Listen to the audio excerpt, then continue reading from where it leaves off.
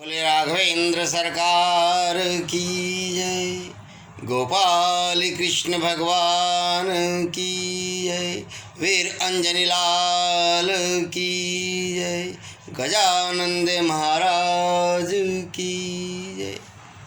आइए परम मित्रों, हमने श्री रामचरितमानस के सप्तम दृश्य में चर्चा की थी कि भगवान श्री राम से मिलने के लिए भरत आतुर रहते हैं वे अपने गुरुजनों से आज्ञा ले लेते हैं।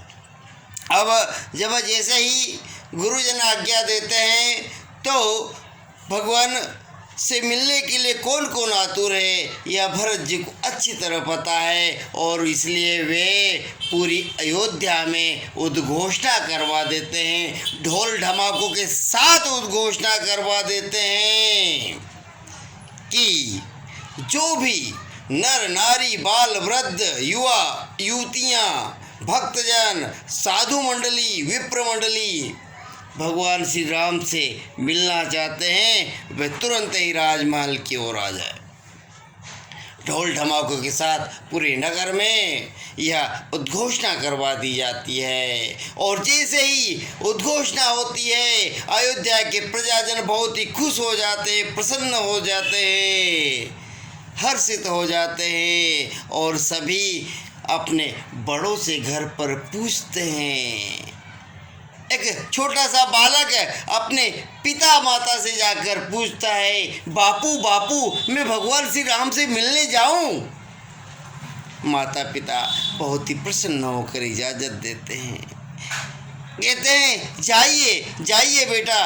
उनके दर्शन मात्र से ही सब पाप नष्ट हो जाते हैं, व्यक्ति वैकुंठ का अधिकारी बन जाता है। और जो नव दंपति है ना वे अपने सास ससुर से इस प्रकार की इजाज़त मांगते हैं, अपने माता पिता से इजाज़त मांगते हैं। आप बंधुओं एक यहाँ पर बहुत ही करुण दृश्य भी उपस्थित होता है कि वह रानी अयोध्या की पटरानी कैकेयी भी राम से मिलने के लिए तड़प रही है, बेचैन हो रही है, आतुर हो रही है। उसका मन उसका रोम रोम भगवान श्री राम से मिलने के लिए प्रसन्न हो रहा है, रोमांच कर रहा है, हृदय करुणा से व्याप्त है।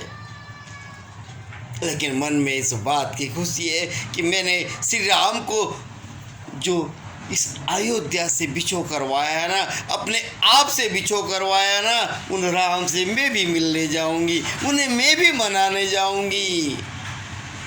वे भरत से कहती है, राजा भरत मैं भी आपके संग चलना चाहती हूँ। राजा भरत जो है उन्हें कहते हैं कि आप मिलने जा रहे हैं उनसे, प्यारे बंधुओं।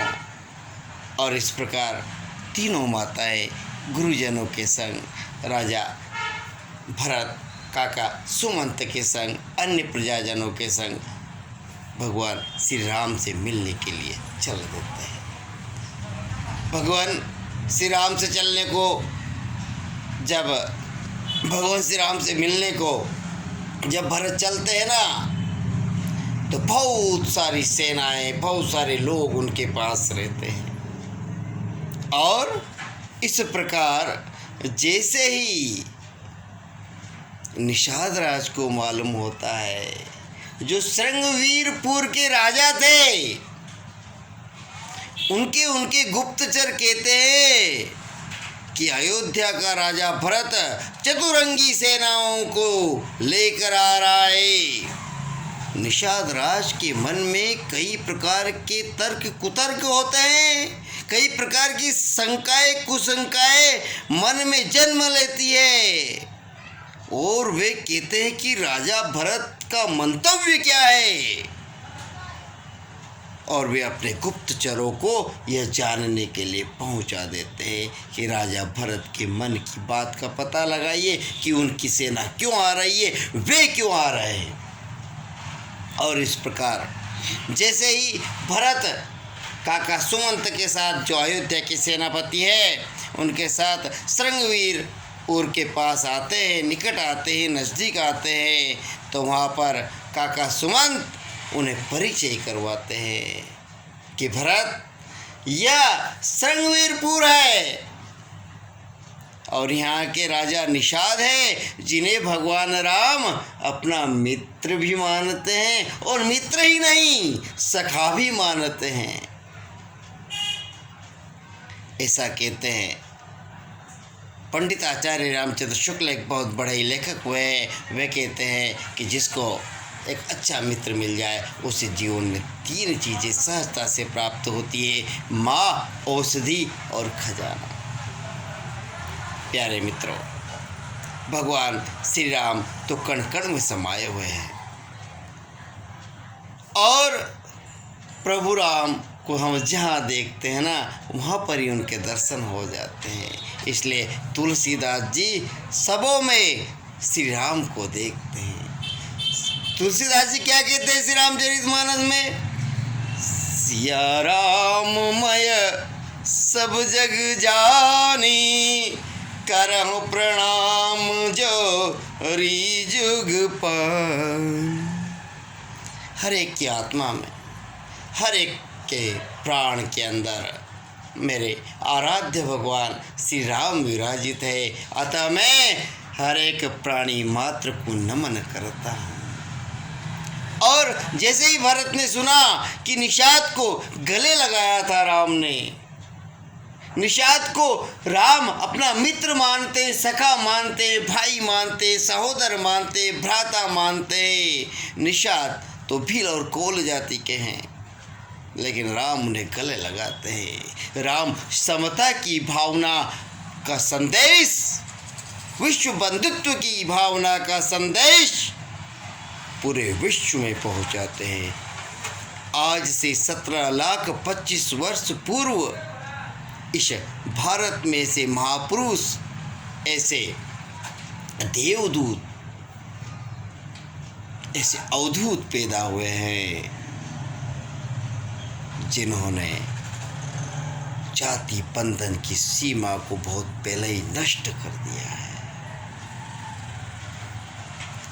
इधर निषाद राज के मन में बहुत सारी जब शंकाएं होती है, वे उनके गुप्तचर पहुंचाते हैं, कहते हैं कि आखिर भरत के मन में क्या है। इधर काका सुमंत भरत से निषाद का परिचय करवाते हैं। निषाद सामने आ जाता है और जैसे ही निषाद के कानों में यह बात सुनाई देती है ना, तो निषाद मन में बहुत पश्चाताप करता है। भरत निषाद को अपने गले लगाते हैं, उनके चरण स्पर्श करना चाहते हैं। और निषाद के चरण स्पर्श करना क्यों चाहते? निषाद तो राजा भरत को प्रणाम कर रहा था, लेकिन नहीं, राजा भरत ने निषाद को प्रणाम किया। यही लोकतंत्र है, यही रिपब्लिक है।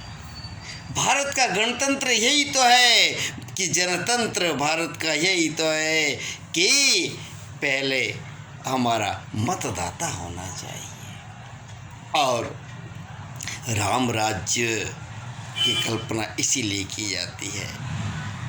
भगवान श्री राम ने राम राज्य की जो नींव रखी ना, वो बहुत ही बुलंद रखी है, बहुत ही ठोस रखी है। और प्यारे मित्रों, जब भरत निषाद को अपने गले से लगाते हैं ना,